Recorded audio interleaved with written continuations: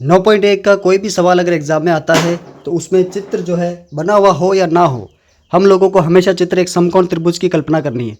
और तीसरा सवाल जो है, इसमें एक ठेकेदार है जो 5 वर्ष से कम उम्र के बच्चों के लिए और उससे अधिक उम्र के बच्चों के लिए दो अलग अलग फिसल पट्टी लगाना चाहती है, जिसमें से छोटे बच्चों की फिसल पट्टी की ऊंचाई 1.5 मीटर है, जो हमने लिखा है 1.5 मीटर, और बड़े बच्चों की फिसल पट्टी की ऊंचाई 3 मीटर है। और छोटी वाली फिसल पट्टी के जो कोण है, उन्नयन कोण ज़मीन से 30 डिग्री का है और बड़ी वाली का 60 डिग्री का कोण है। कुल मिलाकर प्रत्येक स्थिति में एक समकोण त्रिभुज बनता है। ये मैंने आपको पहले भी इस एक्सरसाइज की जो वीडियोज़ है पहले अपलोड कर चुका हूँ, उसमें मैंने आपको बता रखी है।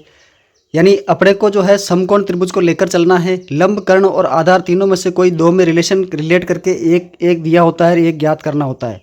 और उस प्रकार से हम लोग जो है साइन कोस टेन लेकर के सारणी से मान रख करके सॉल्यूशन निकालते हैं, जो भी लंबाई ऊंचाई हमारे पास प्राप्त होगी।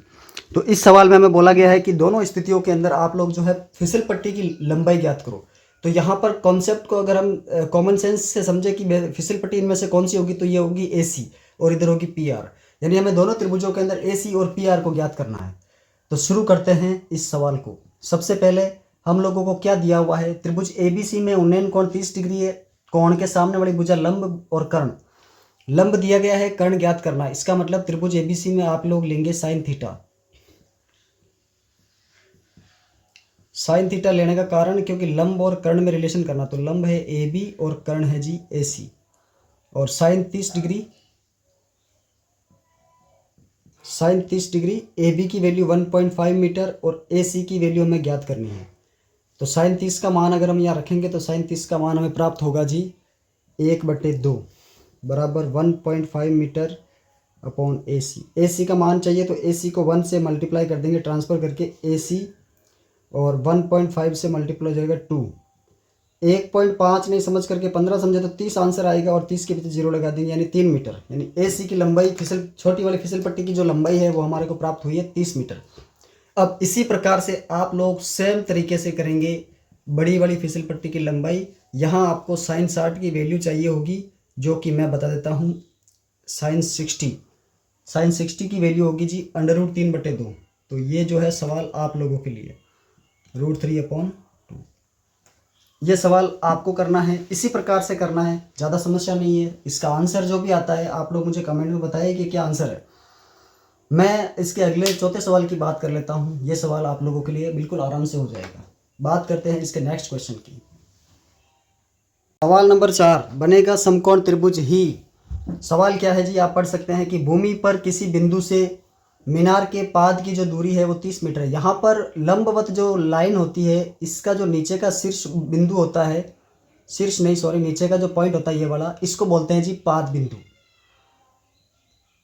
पाद का बेसिक मतलब होता है जी पैर, और पाद बिंदु जो है इसको बोलते हैं। यानी कोई भी बिल्डिंग मीनार हो, उसका नीचे का आधार बिंदु जो होता है उसी को बोलते हैं पाद बिंदु। तो ये कह रहे हैं कि भूमि पर कोई बिंदु है जिससे 30 मीटर, मीनार के पाद बिंदु से 30 मीटर की दूरी पर है वो बिंदु, और वहाँ से शीर्ष का उन्नयन कोण 30 डिग्री बन रहा है। कुल मिलाकर के मीनार की ऊंचाई ज्ञात करनी। तो आधार दे रखा है और लंब ज्ञात कर रहा है, तो हम त्रिभुज ABC में लेंगे लंब बटे आधार, यानी टेन थीटा। त्रिभुज ABC में लाल बटे कक्का से क्या प्राप्त होगा जी, लंब बटे आधार, L/A साइन कोस टेन। तो टेन थीटा हम लेंगे AB/BC। Ten 30 degree, ten 30 AB ज्ञात करना है और BC है 30 मीटर्स। टेन 30 का मान होता है 1/√3, ये बराबर आएगा AB/30। यानी अगर आपको AB का मान चाहिए 30 को ऊपर लेके आना पड़ेगा, तो 30/√3 मीटर इसका मान आ गया जी AB का। और ये परिमेयकरण रूप में नहीं है, तो आप तम रूप जो उत्तरमाला में आपके आंसर दे रखा होता है उसमें लिख सकते हैं। यानी यहाँ आपको प्राप्त होगा AB बराबर 30/√3 से इसका परिमेयकरण के √3 से मल्टीप्लाई करना। तो परिमेयकरण में क्या होता है जी, 30/3 होता है, और नीचे √3 को √3 से गुणा करेंगे तो 3 को 30 से काटेंगे तो आंसर आएगा 10/3 मीटर, 10/3 मीटर। और भी अगर एक्सप्लेनेशन में आंसर अगर आपको दे रखा हो तो 10 को 1.73 से गुणा करो, √3 का मान, तो आंसर आपका आ जाएगा मीटर्स में। यह आपके चौथे सवाल का आंसर है जी। पूरी प्रश्नावली के अंदर इसी प्रकार के सवाल आपको दिए गए हैं। अब इसके आगे जो सवाल आने वाले हैं वो थोड़े से लेंदी और थोड़े से बड़े आने वाले, तो मैं एक वीडियो में एक ही सवाल डिस्कस कर पाऊँगा। इस वीडियो के अंदर इन 2 सवाल की ही बात करेंगे और नेक्स्ट वीडियो की बात करेंगे, नेक्स्ट सवाल की बात करेंगे नेक्स्ट वीडियो के अंदर। तब तक के लिए आप देखते रहिए। Keep watching. Thank you.